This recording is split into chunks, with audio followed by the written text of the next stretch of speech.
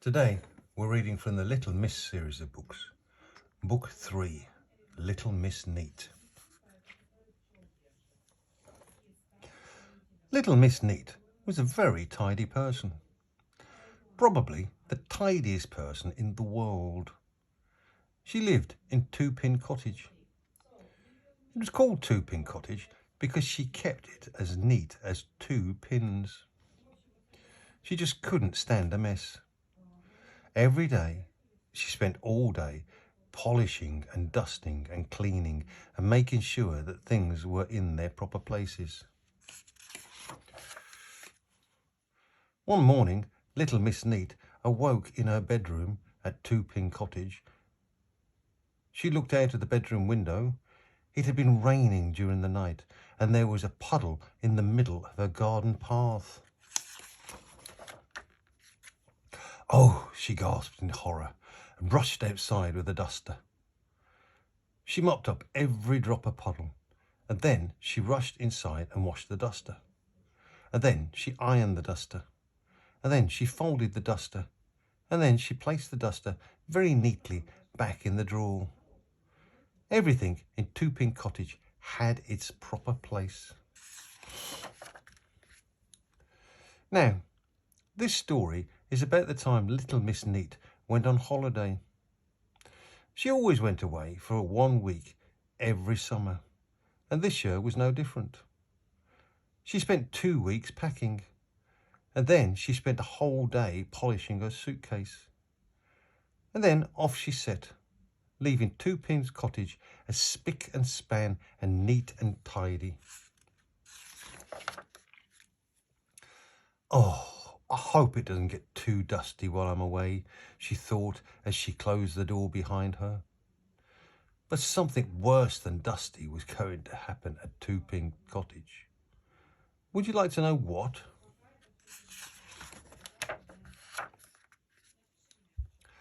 Mr. Muddle came to tea. He'd written to Miss Neat to tell her, but being Mr. Muddle, he somehow got into a muddle posting the letter.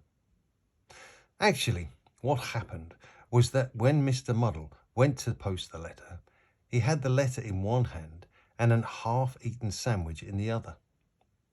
And you guessed what's happened, can't you? That's right. He posted the sandwich. He posted cheese sandwich.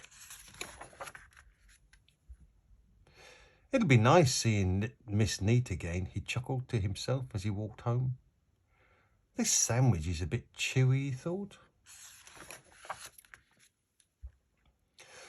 It was the day after Miss Neat left that Mr. Muddle arrived. He walked up the garden path of Two Pin Cottage and knocked on the door. No reply. "Goodbye," he shouted.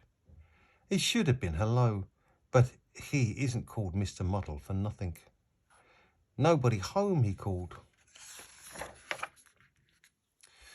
He pushed open the door. "Oh dear," he thought as he looked around. Nobody home. "Never mind," he thought. "I'll make myself a cup of tea and wait for Miss Neat." So he went into the kitchen of Two Pin Cottage, made himself a cup of tea and waited, and waited, and waited, and waited, and went home. Little Miss Neat stepped out of the taxi outside Two Pin Cottage. "That was a lovely holiday," she said, paying the taxi driver. "But it's nice to be home." She walked up the garden path and went in through the door.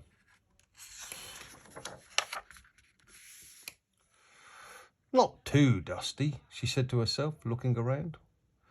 "I think I'll make myself a nice cup of tea before I start unpacking."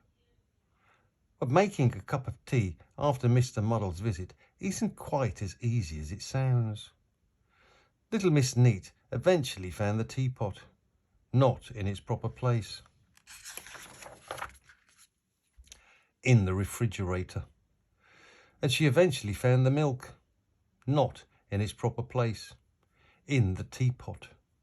And the tea in the sugar bowl, and the sugar in the milk jug, a cup in the oven, and a saucer in the bread bin.